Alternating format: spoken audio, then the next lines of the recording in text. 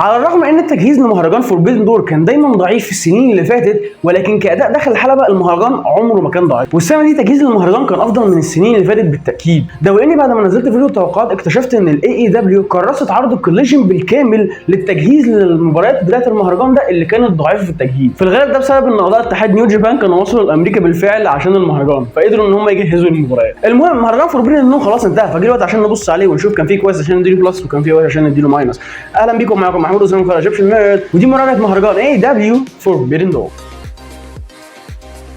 قبل دي احنا كان في عندنا مباراتين، مباراه على حزام الاي دبليو وومن تشامبيون شيب، ومباراه على حزام التي بي اس والوومن سترونج تشامبيون شيب. واللي متابعني عارف ان انا ما بتفرجش على السنوات النسائيه ما بتفرجش على مباراتها، فالمباراتين دول انا ما شفتهمش فمش هراجعهم، مش هيبقى في بلس مش هيبقى في ماينس، انا لسه ما شفتش المباراتين، فلو انت منتظر ان انا اكلمك عنهم فانا اسف جدا ان هيخيب امرك. ويلا بينا نبدا. المهرجان ابتدى بمباراه ما بين هاتش سيرو في مواجهه ام جي اف. المباراه بدات رايحه جايه بين الاثنين بالبدايه الكلاسيكيه لمباريات ام جي اف، ولكن بدون تفوق من اي حد. بعدها طلعوا بره الحلبه عشان ام جي اف يضرب اللوفا كيك، صوتها لوحده سمع القاع بالكامل، لكنهم رجعوا للحلبه تاني عشان هاتش سيرو يهاجم دراع ام جي اف الشمال، واللي فضل مكمل في الهجوم عليه لنهايه المباراه تقريبا، والسيطره من بعدها فضلت معاه، والسيطره فضلت معاه فتره طويله استخدم فيها قدراته كلوتش دور علشان يهاجم دراع ام جي اف الشمال، لدرجه ان هو استخدم المات سانتاس بومب على دراعه. طول الفتره دي ام جي اف كان بيحاول يرجع للمباراه، ولكن هاتش سيرو كان بيستخدم قدراته التكنيكال علشان يمنع ام جي اف من ان هو يتقدم في المباراه، بل ان هو غالبا اصاب دراعه الشمال في نص المباراه دي. وفضلت المباراه على الحال ده لحد ما ام جي اف قدر يضرب باناما سان رايز اللي هو فينش ادم كول، بعدها يضرب الشيل دروب برين باستر اللي هو بدا يستخدمها الفتره اللي فاتت ويعد على سير 1 2 3 وتنتهي المباراه. المباراه دي كانت قصيره جدا على عكس التوقعات، ولكنها كانت فعلا مباراه مسليه جدا وجميله، وفي كل مره بشوف فيها هاتش سيرو في الحلبه بتاكد ان فعلا اللوتشا ليبري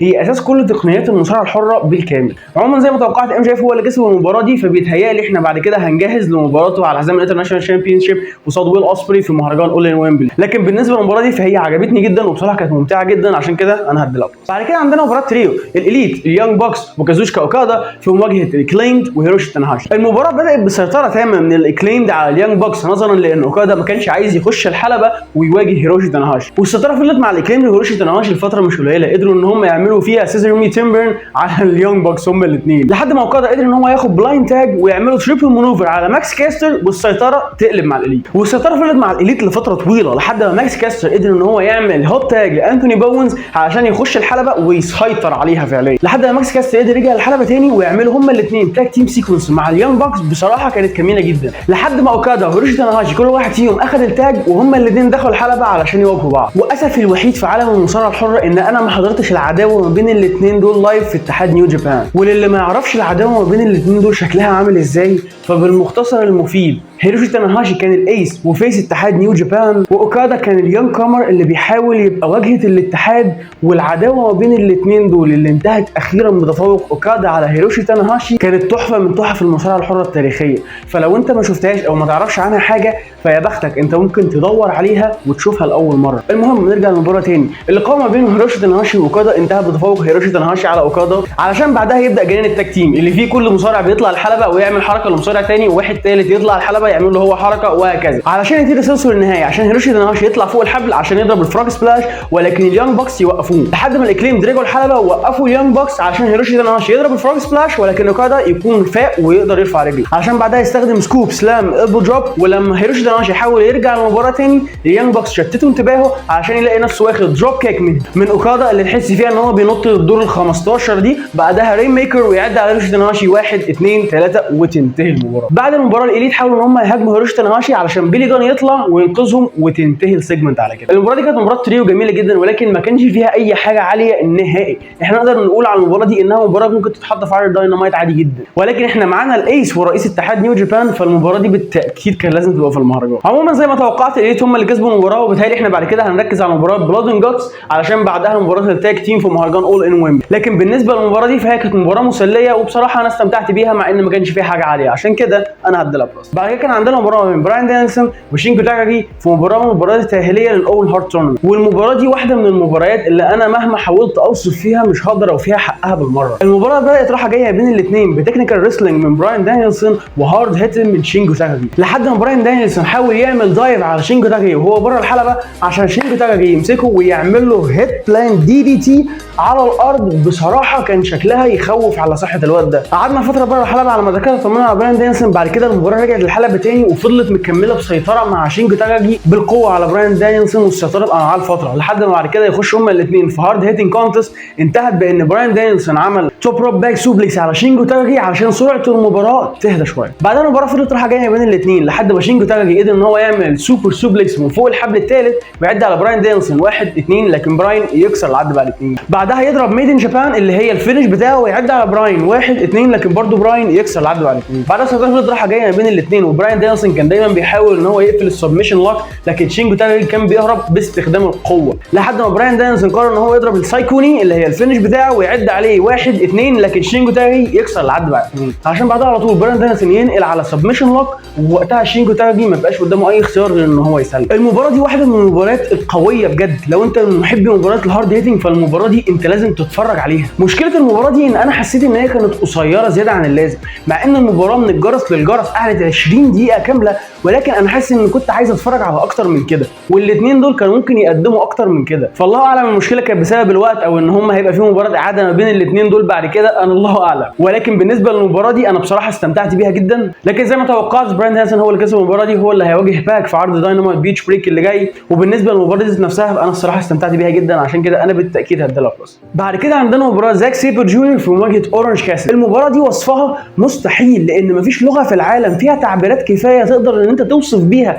الترانزيشنز والتكنيكال مانوفرز اللي كانت في المباراه دي. لكن المباراه بدات بدايه قويه وسريعه كان عنوانها هو المايند جيمز والتكنيكال مانوفرز اللي زاك سيبر جونيور بالتاكيد تفوق فيها، والسيطره فضلت مع زاك سيبر جونيور بالتاكيد لحد ما اورنج كاسل قدر ان هو يضرب لو دروب كيك على رجله، بعدها دراجون سكرو والسيطره تبقى معاه. والسيطره فضلت مع اورنج كاسل لفتره طويله، قدر فيها ان هو يتفوق على معظم حركات زاك سيبر جونيور التكنيكال بشكل بصراحه ابهرني، لاني ما كنتش متخيل ان اورنج كاسدي في ليفل عالي من التكنيكال ريسلينج بالمنظر ده، لحد ما اورنج كاسدي حاول ان هو يضرب الاورنج بانش علشان زاك سيبر جونيور يمسكها ويعمل لها ستامب على الارض، غالبا خرجها من المباراه. بعدها المباراه فضلت رايحه جايه بين الاثنين عشان اورنج كاسدي يضرب الاورنج بانش، ولكن ايده كانت خارج نطاق الخدمه بالتاكيد، عشان بعد كده هما الاثنين يدخلوا في سبيد رول اب ترانزيشنز انتهت بان زاك سيبر جونيور عمل هولد انا ما شفتهاش قبل كده، وبصراحه مشاهدتها بس كانت بتوجع عشان اورنج كاسدي ما يبقاش قدامه اي اختيار غير ان هو يسلم شفهيا وتنتهي المباراه. المباراه دي انا ما اقدرش اوصف فيها حاجه بالفعل، لو انت من محبي المصارعه الحره بكل انواعها لازم تروح تتفرج على المباراه دي دلوقتي حالا، لان هي دي فعلا مباراه مصارعه هاي تكنيكال بشكل يخلي اي مصارع بيستخدم التكنيكال ريسلينج يعتزل. وزاك سيبر جونيور بيقدم للسنه الثانيه على التوالي مباراه تكنيكال ريسلينج خرافيه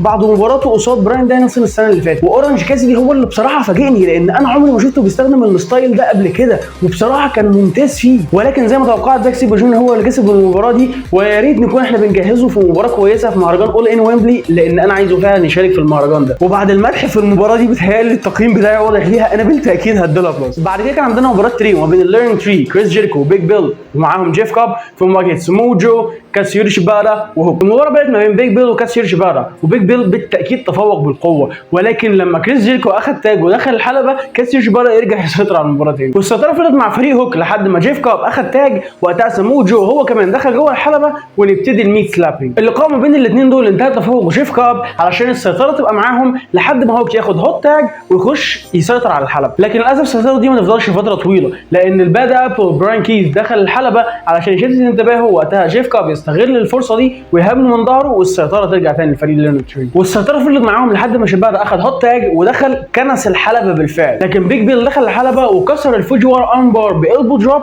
عشان السيطره تبقى مع الفريق بتاعه. ولكن طبعا احنا بنتكلم عن كاتسيوري شيبادا هنا اللي بيتخلص من بيج بيل ورجع تاني يسيطر على المباراه، علشان نبتدي بعدها جنان التاك تيم اللي انتهى بان سمو جو عمل شوك على جيف كابز، وان كاتسيوري شيبادا عمل شوك على بيج بيل. وقتها هوك هو اللي كان معاه التاج علشان يضرب التي بون ورا وراها جودس افكت ويعد على كريس جيريكو 1 2 3 وتنتهي المباراه. المباراه دي انا ما اتكلمتش عنها في فيديو التوقعات لانها كانت لسه مش مؤكده، ده بسبب اصابه براين كي، ولكن انت لو كنت سالتني عنها كنت هقول لك ان فريق كريس جيريكو هو اللي هيكسب، لكن الاي دبليو فاجئتني وكسرت توقعاتي، وواضح جدا ان هم بيبنوا حاجه كويسه قوي في مهرجان اول ان ويمبلي. وبالنسبه لمشكلتي مع كريس جيريكو فكل الناس عارفاها دلوقتي، انا ما بطيقش الراجل ده، لكن في الفتره الاخيره انا بدات احس ان هو قصد يضايقني انا شخصيا، لان انا مشكلتي معاه في ان هو بياخد وقت طويل جدا على الشاشه، في ناس ثانيه تستحقه فيقوم يعمل توك شو في الاي دبليو ويسميه تي في تايم، ومشكلتي معاه في ان هو بياخد فرص كتير في شباب يستحقوها اكتر منه فيقوم يلم حواليه مجموعه شباب ويسمي نفسه ليرن تري. ده لو عايز يجلطني مش هيعمل كده. المهم الحمد لله ان هو ما كانش الوحيد اللي في المباراه دي، علشان كده المباراه دي كده داخل الحلبه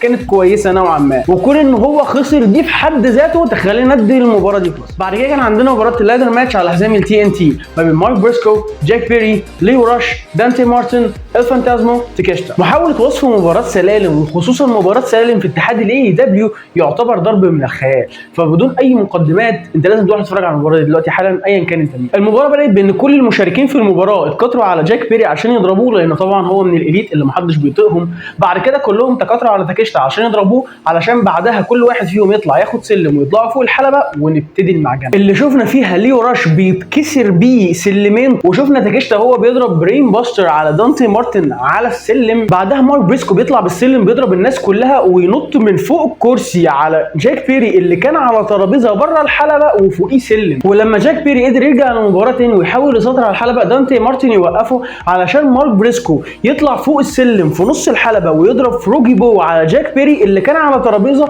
بره الحلبه. ومع ان السبوت دي ما وصلتش بالكامل والترابيزه ما اتكسرتش ولكنها كانت ناجحه بالتاكيد. المباراه جت الحلبه تاني عشان تيكيشتا يكنس كل اللي فيها بالمعنى الحرفي، وعمل بلو ثاندر بام على الفانتازمو على ترابيزتين بره الحلبه من فوق الحلبه، وطلع بعدها الحلبه عشان يحاول ياخد حزام التي ان تي، لكن مارك بريسكو يضربه بالكرسي ويمنعه ان هو يطلع، عشان بعدها جاك بيري يطلع ويضرب مارك بريسكو بالكرسي وبالسلالم وفوقيها الكرسي بطريقه تحسسك ان الواد ده ممكن يكون مات عادي جدا. بعدها جاك بيري لاحظ ان ما عادش في اي حد في المباراه دي واقف على رجله عشان يطلع السلم وياخد حزام التي ان تي وتنتهي المباراه وهو بطل التي ان تي الجديد. المباراه دي انا ما عرفش اقول 1 على 10 من اللي حصل فيها، مباراه قويه جدا وبجد لازم تتفرج عليها لو انت محب النوع ده من المباريات. في فيديو التوقعات انا ما عرفتش اتكلم عن المباراه دي لان انا بصراحه نسيتها، ولكن لو كنت سالتني كنت اقول لك ان جاك بيري بالتاكيد هيكسب الحزام ده لان السيناريو بتاع الاليت شغال وبيتهيألي هو لازم يمشي بالمنظر. عموما المباراه دي كانت في ليفل عالي جدا واتعمل فيها كل حاجه تقريبا، عشان كده انا هديلها بلس. بعدها شفنا اعلان ان اتحاد نيو جابان عمل ايفنت جديد اسمه ريسلينج داينستي، هيبقى مشترك ما بين اتحاد نيو جابان،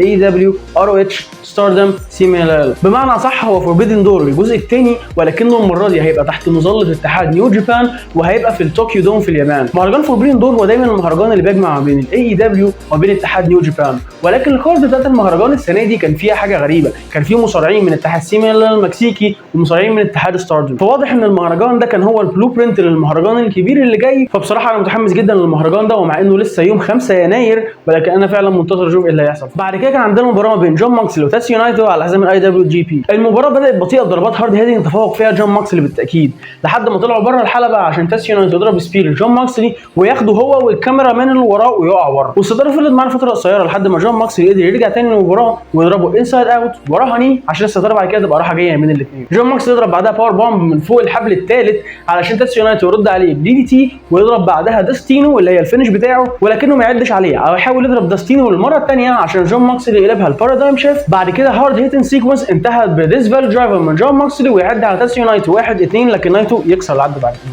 بعد كده كان في سيكونس ظريفه ما بين جون ماكسلي والحكم على كرسي اللي انتهت بان تاتسيو نايتو قدر يضرب داستينو للمره الثانيه ويعد على جون ماكسلي 1 2 3 وتنتهي المباراه. المباراه دي كانت بطيئه جدا ولا تزال لعنه المباراه على حزام الاي دبليو جي بي في اتحاد الاي دبليو مكمله معانا، واحنا ممكن نتجادل ان السبب في بطء المباراه دي هو سن تاتسيو نايتو، ولكن معلش في حاجه حصلت في اول المباراه توضح لنا ان في حاجه ثانيه بتحصل، وهو ان في بدايه المباراه تاتسيو نايتو ضرباته ما كانتش بتوصل لجون ماكسلي، واضح جدا ان هو كان بيسحب ايده لورا علشان ايده ما تخبطش فيها او يأذيه باي شكل من الاشكال، وفضل مكمل على الحال ده لحد ما جون ماكسلي بدا يشاور له بايده بحيث ان هو يضربه بجد. فواضح جدا ان فكره ان المصارعه الحره في امريكا هي عباره عن شغل مهرجين وناس بتخاف على نفسها متاصله داخل كل اعضاء اتحاد نيو جابان خصوصا الكبار في السن. عموما زي ما توقعت تاتسيو نايتو هو اللي كسب المباراه دي، وده شيء طبيعي لان الجي 1 هتبتدي الاسبوع اللي جاي النهائي وانت محتاج بطل الاتحاد هناك في اليابان. لكن بالنسبه للمباراه دي فهي كانت بطيئه جدا وممله جدا وبصراحه ما عجبتنيش، فعشان كده انا هدي المباراه دي ماينس. بعد كده عندنا مباراه ويل اوسبري في مواجهه سويرف ستريكلاند على حزام الاي دبليو وورلد هيفي ويت تشامبيونشيب. المباراه دي انا فعلا مش هقدر اوصف فيها حاجه، لان المباراه دي هي واحده من افضل مباريات السنه ان ما كانتش الافضل الى الان. الهضره والحكم ان المباراه دي بدات بسيكونس